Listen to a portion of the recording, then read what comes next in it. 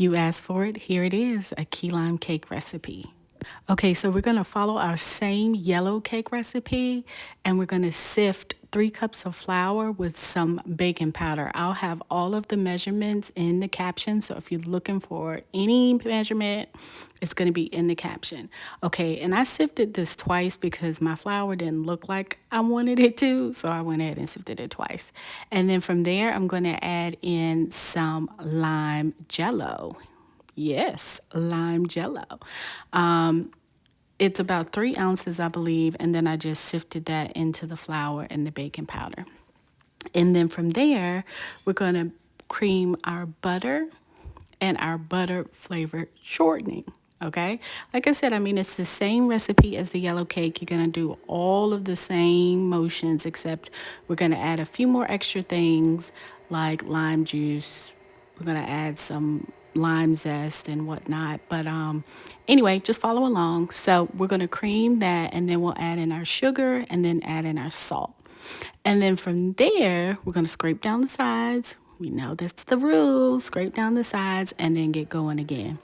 And then about after 3 or 4 minutes, it should look pale and fluffy just like this. And then we're going to start adding in our eggs. So we're doing our eggs one at a time. It's going to be 3 whole eggs, 2 yolks. And we're going to do those one at a time, making sure that we're mixing well after each egg and egg yolk. Okay? So after you've mixed your eggs well, then this is what your batter should look like. Okay? Give it one more vigorous mix, and then we're going to start adding in our flavor. Okay, so now we're going to put in some vanilla and some freshly squeezed lime juice and also some lime zest, and let that mix well. Okay, and then we're going to do our flour mixture and buttermilk. So we know the rule here also. Start with your flour, end with your flour. So you're alternating between flour and buttermilk, okay? But make sure that you start with the flour and you end with the flour. Look at the color, it's starting to turn green. Ooh. All right, so then take a few minutes to scrape down the sides of the bowl to make sure you're incorporating all your ingredients well. And then we're going to give it one last 15-second blend because we don't want to overmix this cake. We want it light and fluffy, okay? And then your batter should look like this. Okay, let's get our pans ready. So this is 2 8-inch round pans. I'm going to spray both of them with some nonstick spray. I use Pam.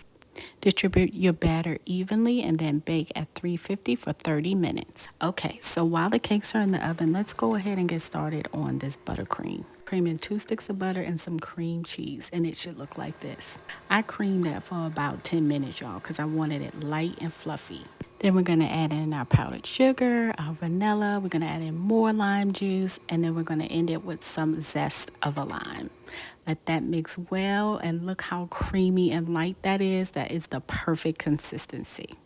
Okay, so now I'm preparing my cakes for icing. I ended up with 3 layers instead of 4 because the cake was so light.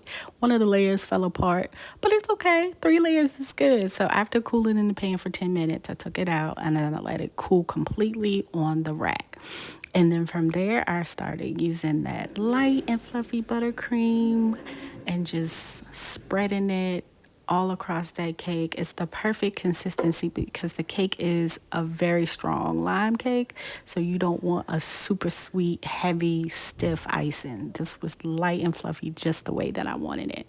So let's cut into it, see what it looks like. Oh my goodness, look at that cute little green. That is so nice. Let's cut into it. Oh, look, the fork just gliding through as always. You know I'm going to do you right. Take the time and make this key lime cake. You're going to love it. Enjoy.